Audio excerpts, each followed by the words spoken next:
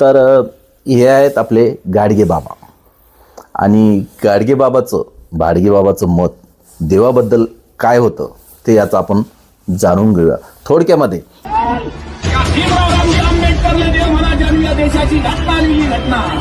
आता किती कट्टरवादी आहे की हे गाडगे बाबाला विरोध करतील. त्यांनी विरोध करून दाखवावा गाडगे बाबाला, मग तर म्हणेल मी तुम्ही गाडगे बाबाला विरोध करून दाखवा. आणि गाडगे बाबांचा शब्द ना शब्द जरा ध्यान देऊन ऐका. आणि हो, गाडगे बाबा माहीत आहे ना का ते पण नाही माहिती, पडला विसर. कारण की हल्ली बाबा लोकांचा सुळसुळाट झालाय. बाबा लोकांचा सुळसुळाट झालाय. बाबा लोकांचा सुळसुळाट झालाय. तर एकदा गाडगे बाबा ऐका, शांत चित्ताने ऐका आणि विचार करा. जय भीम. देऊळ बांधलं का जी? देवळात देव आणला का जी? देव विकत आणला का फुकट में?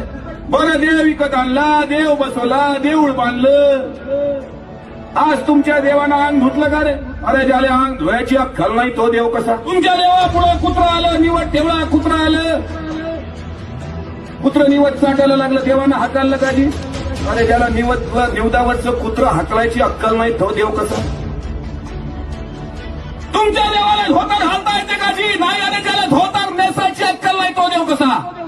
देव तेवढाच नाही तर मग हाय कुठं? धरती पैदा झाली तापासून देव कोण पाहला नाही, देव कोणाला दिसला नाही, देव पाहायची वस्तू नाही. देवळात देव नसते, देवळात पुजाऱ्याचं पोट असते. सत्यनारायण देवाची भक्ती नाही, हे भटजीची रोजगार हमी योजना आहे, हे चिवट्याचा बदार आहे. बे देव पाहायचा असेल, मानाचा असेल, भीमरावजी आंबेडकरला देव म्हणा. जन्म या देशाची घटना लिहिली घटना.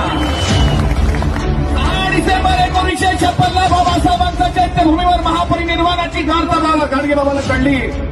गाडगे बाबांनी अन्नत्याग केला होता. अन्नत्याग 13 दिवस उपाशी राहिले, पाणी घेतलं नाही आणि 14व्या दिवशी जीव दिलाय. 20 डिसेंबर 1956 हे नातं रक्ताच्या पलीकडचं नातं आहे साहेब.